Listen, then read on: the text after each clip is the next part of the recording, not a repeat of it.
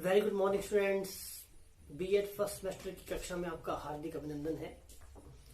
आज हम पढ़ेंगे स्लो लर्नर्स के बारे में। स्लो लर्नर्स का क्या मतलब होता है और स्लो लर्नर्स के क्या कैरेक्टरिस्टिक्स होते हैं, इसके बारे में हम पढ़ेंगे। स्लो लर्नर्स को हम हिंदी में कहते हैं धीमे अधिगम करता। अधिगम मतलब जो सीखना है उसको बोलते हैं अधिगम। अधिगम करता हो गया जो सीखने वाला है। तो स्लो लर्नर, धीमी गति से सीखने वाले लोग, बालक हो सकते हैं, बच्चे हो सकते हैं। तो स्लो लर्नर का क्या मतलब है? स्लो लर्नर जो है, इसके लिए और भी टर्म्स हैं। इसका मतलब समझाने से पहले मैं आपको बताना चाहूंगा कि स्लो लर्नर्स को हम एजुकेशनली रिटार्डेड लर्नर भी कह देते हैं। Educationally retarded learner, educationally retarded learner मतलब शैक्षिक रूप से जो मंद अधिगम करता है उनको हम कहते हैं एजुकेशनली रिटार्डेड लर्नर। और इसको हम बैकवर्ड लर्नर भी कह देते हैं। बैकवर्ड लर्नर मतलब जो पिछड़े अधिगम करता है।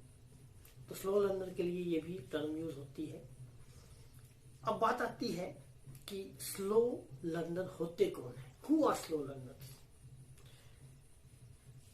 Slow learners are those who do not go on well with the class. Who do not go well with the class मतलब क्या है कि धीमे अधिगम करता वे हैं जो कक्षा के साथ नहीं चल सकते। Which do not go well with the class. Well with the class. School का जो साधारण कार्य है उसमें भी वो उन्नति करने में असमर्थ होते हैं। They are unable to progress in the school work. उनको हम स्लो लर्नर कहते हैं। They are weak in studies. वे पढ़ाई में कमजोर होते हैं और उनके जो परीक्षा परिणाम है वो भी संतोषजनक नहीं होते। Their results are not satisfactory, examination results are not satisfactory, तो उनको हम स्लो लर्नर कहते हैं। विभिन्न स्कॉलर्स ने इनको अपने अपने तरीके से परिभाषित किया है, जिसमें मैं बार्टन हार्ट का व्यू रखने जा रहा हूं कि बार्टन हार्ट ने क्या कहा। बार्टन हार्ट ने कहा कि स्लो लर्नर्स जो है वो क्या है, in general is applied to cases where there educational attainments are lower than what they are capable of. Their educational attainments are low than what they are capable of. मतलब क्या है कि उन बच्चों के लिए हम धीमे अधिगम करता शब्द प्रयोग में लाते हैं जिनकी जो शिक्षा प्राप्तियां हैं वो उस स्तर से कम होती हैं जिनके वे योग्य होते हैं, तो उनको स्लो लर्नर कहते हैं। इसके अलावा और भी परिभाषाएं हैं। बर्ड की परिभाषा इसमें आती है, बर्ड्स व्यू। बर्ड्स ने क्या कहा? A slow learner is one who in the middle of his school is unable to do the work of the class below that which is normal for his age. कि एक बच्चा जो कि slow learner क्या होगा कि जो बच्चा साधारण है उस साधारण बच्चे से भी वो नीचे है, वो स्लो लर्नर है। मतलब जो कक्षा का काम एक साधारण बच्चा जिस आयु में करता है उसी आयु का बच्चा जो धीमी अधिगम करता है वो उस काम को करने में क्या है, असमर्थ है। तो ये किसने कहा? ये कहा बर्ड्स ने। इसके अलावा शॉनेल का व्यू भी है। शॉनेल्स ने ये कहा कि a slow learner is one who as compared with the pupils of the same chronological age shows marked educational deficiency. Educational deficiency मतलब कि शिक्षा के क्षेत्र में थोड़ा सा जो पीछे है, कमी है उसमें। तो धीमा अधिगम करता वो होता है जो अपने आयु के अन्य सामान्य जो छात्र हैं उनकी तुलना में जो शैक्षिक मंदता है वो दिखाता है। एजुकेशनली मार्क्ड डेफिशिएंसी जिसको हम कहते हैं वो दिखाता है। ठीक है, तो अब हम बात करते हैं इनके कैरेक्टरिस्टिक्स की कि स्लो लर्नर्स के क्या कैरेक्टरिस्टिक्स हो सकते हैं। स्लो लर्नर्स के कैरेक्टरिस्टिक्स क्या हो सकते हैं उसके बारे में हम बात करेंगे, इनकी विशेषताएं क्या हैं। तो सबसे पहला आता है इसमें स्लो, दे आर स्लो। धीमा जो अधिगम करता है वो मंद अधिगम करता होता है। स्लो लर्नर जो होता है वो ही इज स्लो लर्नर। ठीक है, धीमे अधिगम करता जो है वो साधारण जो अधिगम करता होते हैं उनकी तुलना में उसके काम करने की गति धीमी होती है, वो धीमी गति से सीखता है और इससे क्या होता है कि वो क्लास के साथ नहीं चल पाता। ठीक है, और जो सामान्य बच्चे हैं उनके साथ काम करने में उसको कठिनाई अनुभव होती है। He feels difficulty with the normal children as far as the work of class is concerned, और उनके साथ वो एडजस्टमेंट नहीं कर पाता। He is unable to adjust with the normal peoples in the class. ठीक है, इसलिए स्लो है वो। सेकंड क्या आता है कि उसकी जो अचीवमेंट है वो भी कम है, low achiever. He has low achievement. जो धीमा अधिगम करता है उसकी जो शैक्षिक उपलब्धि है वो उनकी योग्यता से कम होती है, और एफिशिएंसी होने के बावजूद भी, क्षमता होने के बावजूद भी वो उपलब्धि जो है उनकी वो प्राप्त नहीं कर पाता, और अपनी जो आयु है, अपनी आयु के जो बच्चे हैं उनसे वो पिछड़ जाता है। इसके अलावा आता है स्टैग्नेशन शब्द है। स्टैग्नेशन को हम कहते हैं अवरोधन। अवरोधन का मतलब क्या हुआ कि परीक्षाओं में फेल हो जाना। ठीक है, जो धीमा अधिगम करता है वो परीक्षा में फेल हो जाता है और उसी श्रेणी में रह जाता है, उसी क्लास में रह जाता है। इसलिए वे एक तरह का जो अवरोधन है वो पैदा कर लेते हैं। इसके अलावा आता है आईक्यू। कुछ मंद जो अधिगम करता होते हैं उनका आईक्यू लेवल भी कम होता है। ठीक है, और इसका मतलब क्या हुआ कि लो आईक्यू के कारण भी कुछ एक जो बच्चे हैं उनमें सीखने की गति जो है वो धीमी होती है। ठीक है, कुछ एक कारण ये भी है लो आईक्यू का, लेकिन ये जरूरी नहीं है कि लो आईक्यू वाले बच्चे सभी स्लो लर्नर ही होंगे, ऐसा भी है। लेकिन हम ये मान के चलते हैं कि लो आईक्यू के बच्चे कई बार धीमे अधिगम करते हैं, स्लो लर्नर भी होते हैं वो, तो इसलिए ये पॉइंट यहाँ लिखना पड़ा। इसके बाद आता है कि लो मेंटल कंसंट्रेशन। मेंटल कंसंट्रेशन मतलब जो मानसिक एकाग्रता है वो लो होती है, इनकी कम होती है। किसी चीज को हम तभी सीखते हैं जब हम एकाग्रचित होकर के उसकी तरफ ध्यान लगाएं।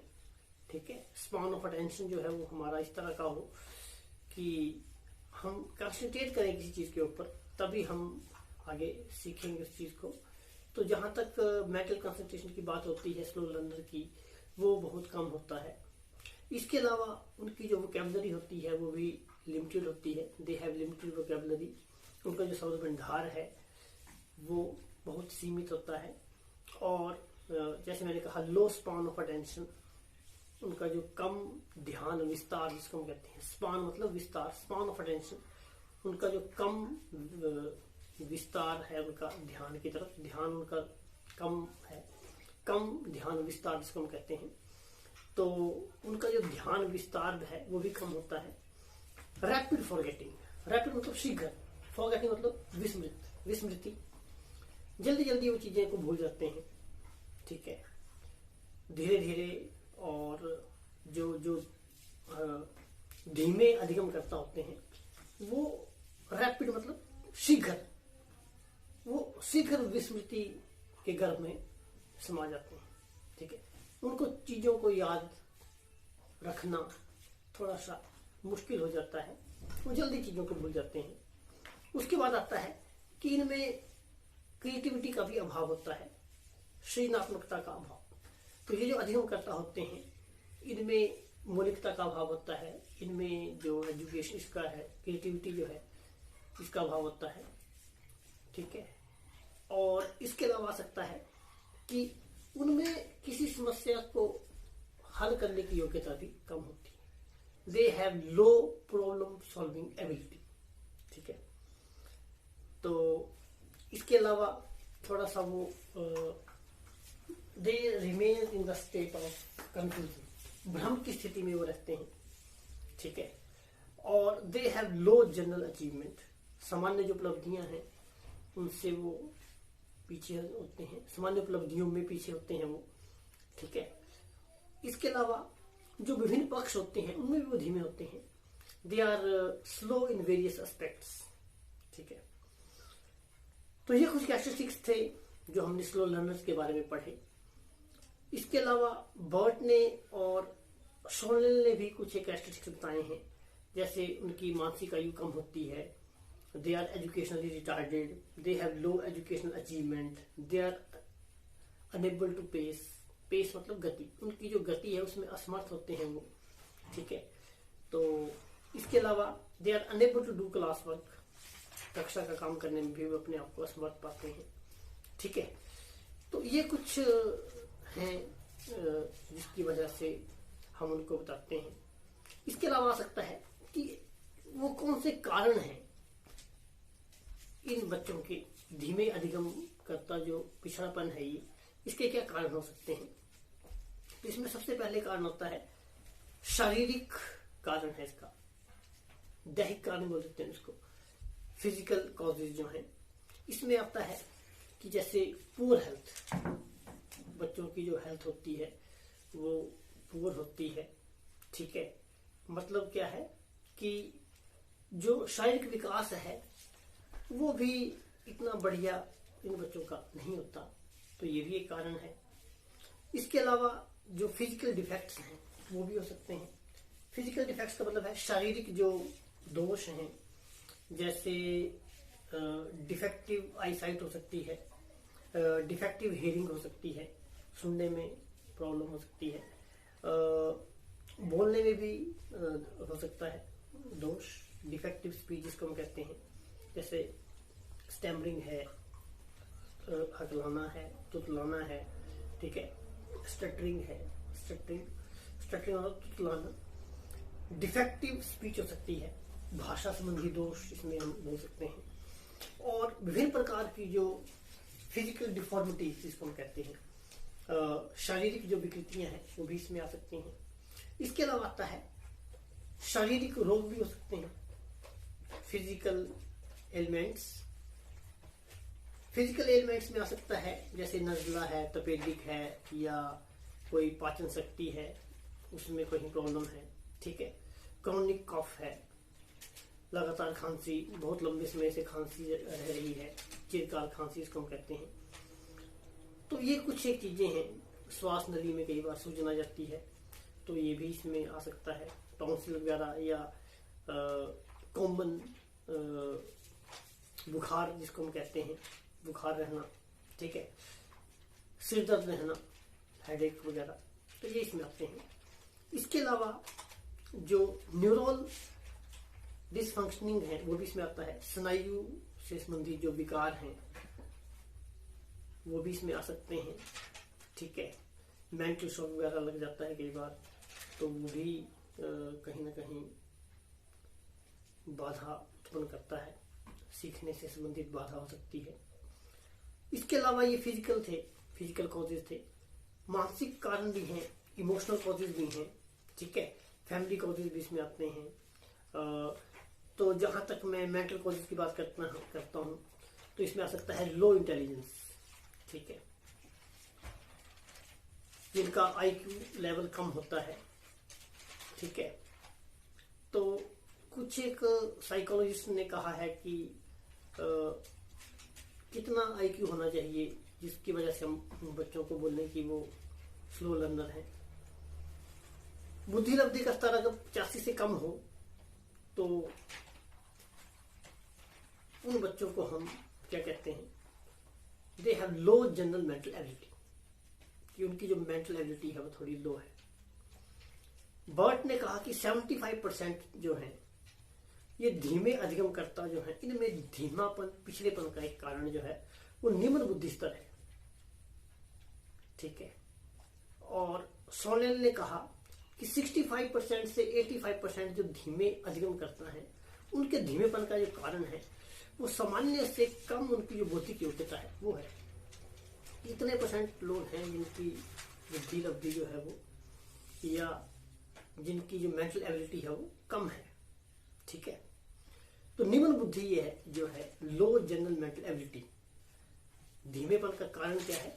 लो जनरल मेंटल एबिलिटी। हम ये पढ़ रहे हैं इसमें कि low general mental ability is the cause of this slow learner. इसके अलावा आ सकता है कि ध्यान केंद्रितता का अभाव हो सकता है, लैक ऑफ कंसंट्रेशन हो सकता है, लैक ऑफ इंटरेस्ट हो सकता है, लैक ऑफ एप्टीट्यूड हो सकता है। तो ये कुछ एक कारण है। अभिरुचि का अभाव। अभिरुचि का मैंने आपको पहले ही बताया था कि जो व्यवसाय से जुड़ा हुआ हो, ठीक है, जो विषय की ओर इंगित करे, उसको हम अभिरुचि कहते हैं। कि हम अपने जीवन में क्या बनना चाहते हैं, ठीक है, हमारा कैरियर क्या होगा, हमारा फ्यूचर क्या है। तो ये जो अभिरुचि है इसका भी अभाव पाया जाता है इन बच्चों में। इसके अलावा क्या हो सकता है कि इमोशनल कॉजेज भी हैं, संवेगात्मक जो कारण है, ठीक है, जो हमारा क्रोध है, प्रेम है, घृणा है, ये सारे संवेग हैं, ईर्ष्या है, ठीक है। तो कई निजी कारण हो सकते हैं, ठीक है, संवेगात्मक कारण हो सकते हैं, ठीक है। कई बार स्कूल में विद्यार्थियों के साथ एक बच्चा सामंजस्य नहीं बिठाता दूसरे बच्चे के साथ, तब भी कई संवेगात्मक समस्याएं जो है वो पैदा हो जाती हैं। तो ये भी एक कारण है इसका, ठीक है।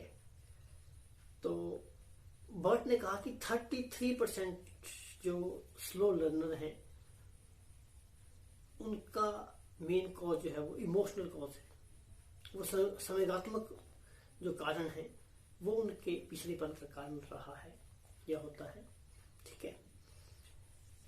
तो अगर कोई बच्चा जो है उसको प्यार नहीं मिल रहा, क्लास में नहीं मिल रहा, पेरेंट्स से नहीं मिल रहा, टीचर से नहीं मिल रहा, स्कूल का एटमोसफियर इस तरह का है कि उसमें एडजस्टमेंट नहीं हो पा रही उसकी, तब भी इस तरह का पिछड़ापन जो है वो देखने में मिलता है। इसके अलावा फैमिली कॉजेज हो सकते हैं, निर्धनता उसमें आ सकता है, इलिटरेसी ऑफ पेरेंट्स आ सकता है, माता पिता अगर अनपढ़ हैं तब भी हो सकता है, फैमिली क्वारल है, पारिवारिक झगड़े अगर बढ़ रहे हैं तब उसमें हो जाता है, द्वंद्व वगैरह है तो द्वेष कलेश वगैरह अगर घर में होता है तब भी ऐसा होता है। इसके अलावा जो माता पिता और भाई बहन हैं उनका अगर व्यवहार विचलित है तब भी ऐसा देख सकते हैं हम, ठीक है। माता पिता का दृष्टिकोण जो है वो बच्चे की तरफ किस तरह का है, माता पिता बच्चे को प्रेम करते हैं कि नहीं करते, उनके साथ सहानुभूतिपूर्ण व्यवहार करते हैं कि नहीं करते, ठीक है। तो बच्चे के अधिगम पर इस चीजों का प्रभाव देखा जा सकता है। इसके अलावा आ सकता है कि जो अभिभावक हैं उनका स्थानांतरण अगर हो रहा है तब भी बच्चे को पढ़ाई में कई बार दिक्कत आ जाती है, ठीक है। तो एक स्थान से दूसरे स्थान पर अगर हम जाते हैं तो स्कूल भी बच्चे का चेंज करना पड़ता है, तो उससे भी कहीं ना कहीं उसकी जो पढ़ाई है, अधिगम जो है, सीखना जो है, वो बुरी तरह प्रभावित होता है। आस पड़ोस का जो वातावरण है वो भी बच्चे के ऊपर, नेबरहुड जो है उसका भी प्रभाव पड़ता है, ठीक है। तो ये कुछ एक कारण थे। स्कूल के भी कई कॉजेज इसमें हो सकते हैं कि पढ़ाने वाले जो अध्यापक हैं वो प्रशिक्षित हैं कि नहीं, वो योग्य हैं कि नहीं, उनका व्यवहार किस तरह का बच्चे के साथ रहा है, टाइम टेबल कहीं फॉल्टी तो नहीं है, डिफेक्टिव तो नहीं है, ठीक है, स्टडीज में बच्चा ध्यान लगाता है कि नहीं। तो ये बहुत सारे कॉजेज हैं। तो इस तरह से आज आपने पढ़ा कि what are slow learners, who are slow learners, what are the characteristics of slow learners and what are the causes of slow learners। तो मेरे ख्याल से अभी इनकी एजुकेशन के बारे में भी हम बात करेंगे, लेकिन यहाँ तक आपको पता चल गया होगा, क्योंकि इस लेक्चर में मैं इतना ही बताना चाहूँगा आपको कि जो मैंने अभी आपको बताया इसमें काफ़ी कुछ बता दिया कि who are slow learners, slow learner बच्चे कौन से होते हैं और उनकी क्या विशेषताएं होती हैं और उनके कारण क्या हैं।